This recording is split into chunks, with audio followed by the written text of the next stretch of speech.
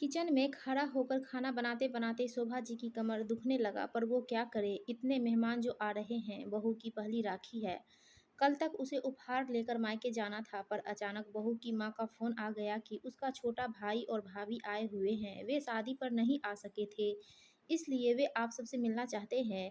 उन्हीं के साथ बहू के चारों भाई व भाभी भी अपने बच्चों के साथ आ रहे हैं। कुकर की सीटी बजते ही शोभा जी ने गैस बंद कर दी और ड्राइंग रूम में आ गई। बहू आराम से बैठकर गिफ्ट पैक कर रही थी। अरे मम्मी देखो ना, मैं अपने भाई भाभीियों के लिए गिफ्ट लाई हूँ, बस पैक कर रही हूँ। आपको दिखाना चाहती थी पर जल्दी है, वे लोग आने वाले हैं इसलिए पैक कर दिया। बहू ने कुछ पैक किए गिफ्ट की तरफ इशारा करते हुए कहा। तभी शोभा जी का बेटा घर में दाखिल हुआ और अपनी पत्नी से बोला, पूनम एक कप चाय बना लाओ, आज ऑफिस में काफ़ी थक गया हूँ। अरे आप देख नहीं रहे कि मैं गिफ्ट पैक कर रही हूँ।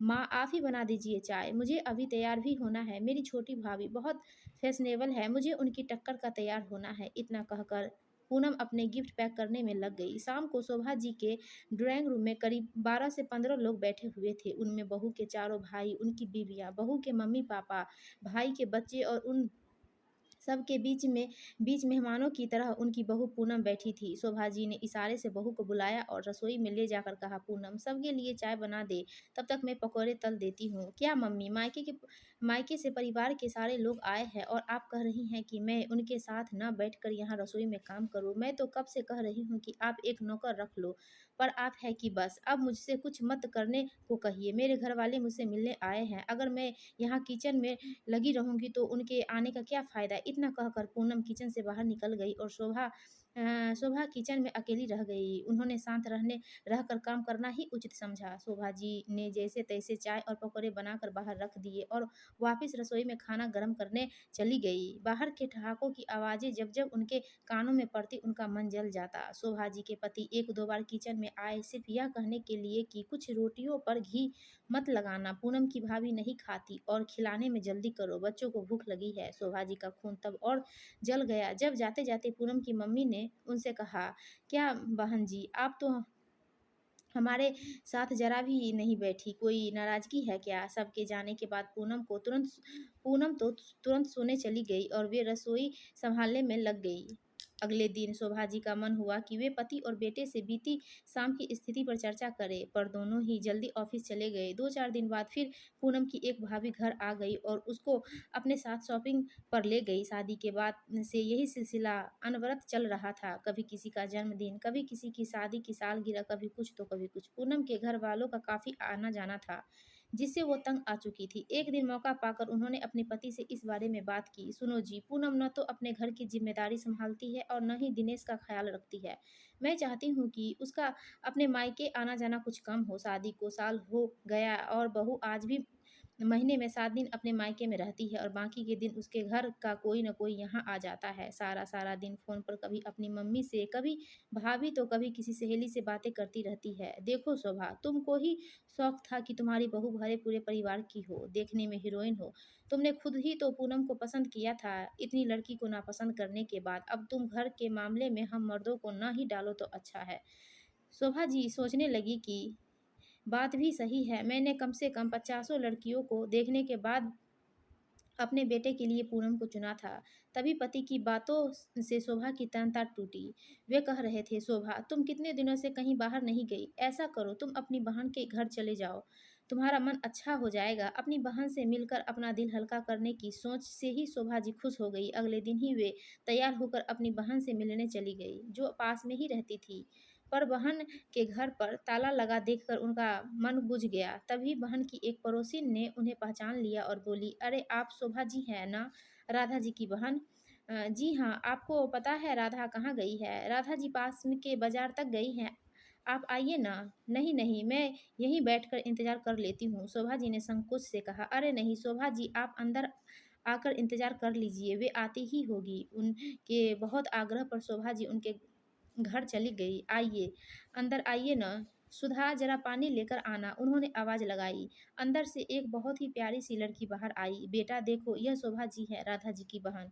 इतना सुनते ही उस लड़की ने उनके पैर छू लिए। शोभा जी ने उसे मन से आशीर्वाद दिया और राधा की पड़ोसिन बोली, यह मेरी बहू है शोभा जी, बहुत प्यारी है। मम्मी जी मैं चाय लाती हूँ, इतना कहकर वह अंदर चली गई। शोभा जी ने एक नज़र घुमाई, इतने सलीके से हर चीज़ रखी हुई थी कि देखकर उनका मन खुश हो गया। कितनी संस्कारी बहू इनकी। और एक पूनम है, बहन जी, राधा जी आपकी बहुत तारीफ़ करती है। मेरा ध्यान राधा की पड़ोसिन पर चला गया। इतने में उनकी बहू चाय बिस्किट के साथ पकौड़े भी बना कर ले आई और बोली, लीजिए आंटी जी। हाँ बेटा। तभी फ़ोन की घंटी बज बज गई। पड़ोसन की बहू ने फ़ोन उठाया और बात करने के बाद अपनी सास से बोली, मम्मी, मीनू दीदी का फ़ोन था। शाम को हम सबको खाने पर बुलाया है, पर मैंने कह दिया कि आप सब यहाँ बहुत दिनों से नहीं आए हैं। आप और जीजाजी आज शाम खाने पर आ जाओ। ठीक कहा ना? हाँ बेटा, बिल्कुल ठीक कहा। बहू किचन में चली गई तो राधा की पड़ोसन मुझसे बोली, मीनू मेरी बेटी है सुधा और उसमें बहुत प्यार है। अच्छा है बहन जी, नहीं तो आजकल की लड़कियां बस अपने रिश्तेदारों को ही पूछती हैं। शोभा जी ने यह कहकर अपने मन को थोड़ा हल्का करना चाहा। बिल्कुल ठीक कहा बहन जी, पर मेरी बहू अपने माता पिता की इकलौती संतान है, एकदम सरल और समझदार। इसने यहाँ के ही रिश्तों को अपना बना लिया है। अभी शादी को 6 महीने ही हुए हैं, पर पूरा घर सँभाल लिया है। वे गर्व से बोली, बहुत अच्छा है बहन जी। शोभा जी ने थोड़ा सहज होकर कहा, अकेली लड़की है तो अपने माता-पिता के घर भी बहुत जाती होगी। वे अकेले जो हैं। नहीं जी, बहू तो शादी के बाद सिर्फ़ एक बार ही मायके गई है, वह भी कुछ घंटे के लिए। हम बात कर ही रहे थे कि बाहर से राधा की आवाज़ आई, सुधा बेटा घर की चाबी दे देना। राधा की आवाज़ सुनकर सुधा किचन से निकली और उनको अंदर ले आई। सुधा ने खाने के लिए रोकने की बहुत जिद की, पर दोनों बहनें नहीं रुकी। अगले ही पल शोभा जी अपने बहन के घर आ गई।